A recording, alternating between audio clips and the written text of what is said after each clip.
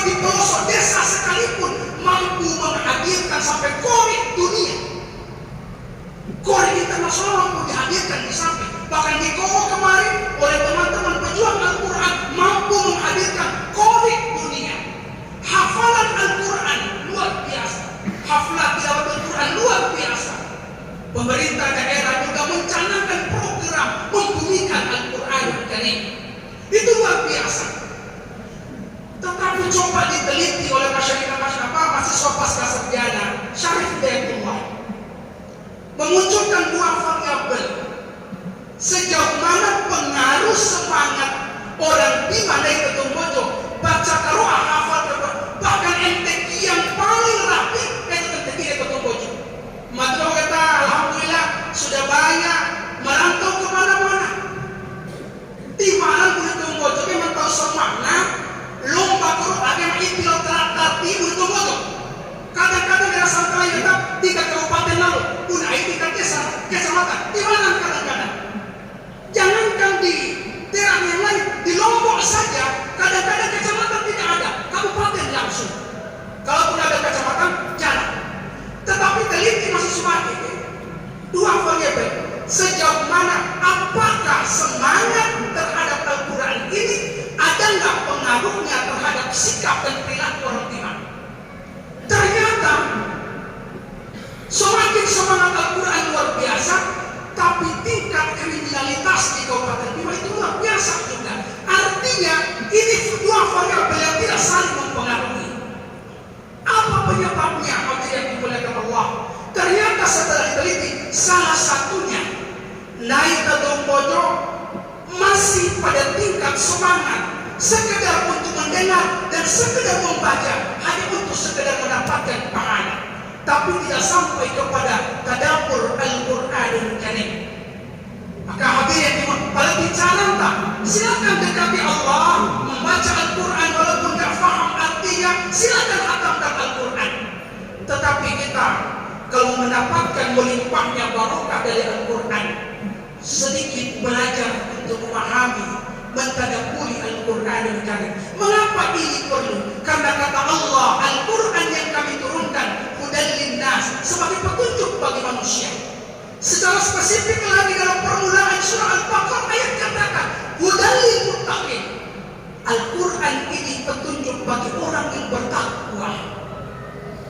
Takwa yang dimaksud hadirin dimuliakan Allah, ulama memberi definisi takwa itu menjalankan perintah, meninggalkan larangan. Betul. Tapi Nabi bisa memberikan satu definisi yang sangat sederhana. Takwa itu ketika ditanya, "Ma takwa ya Rasulullah?" Apa itu takwa? Nabi katakan, "At-taqwa hahuna." Nabi menunjuk dadanya. Takwa itu ada di sini, di dalam dada, fi sudur.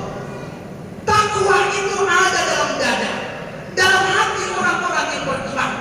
Itulah sebabnya mengapa Allah katakan, "Bal huwa ayatun fi suduril ladzi naqutul ilma."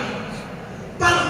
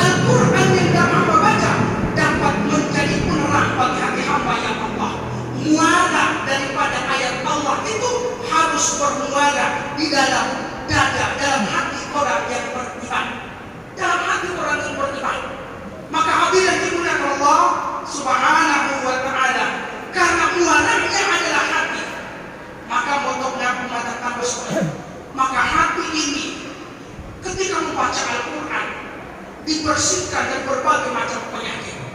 Makanya mau mengaku ketika Allah katakan la yamassuhu illal mutahharun, tidak ada yang dapat menyentuh Al-Quran kecuali orang yang sudah disucikan, orang yang sudah suci bersih. Itu bermakna dua, hadirin yang dimuliakan Allah. Kalau secara fikih makna ayat itu, orang yang menyentuh Al-Quran itu secara mushaf, fisiknya Al-Quran, dia harus bersih jasadnya, minimal dia berwudu sebelum menyentuh Al-Quran.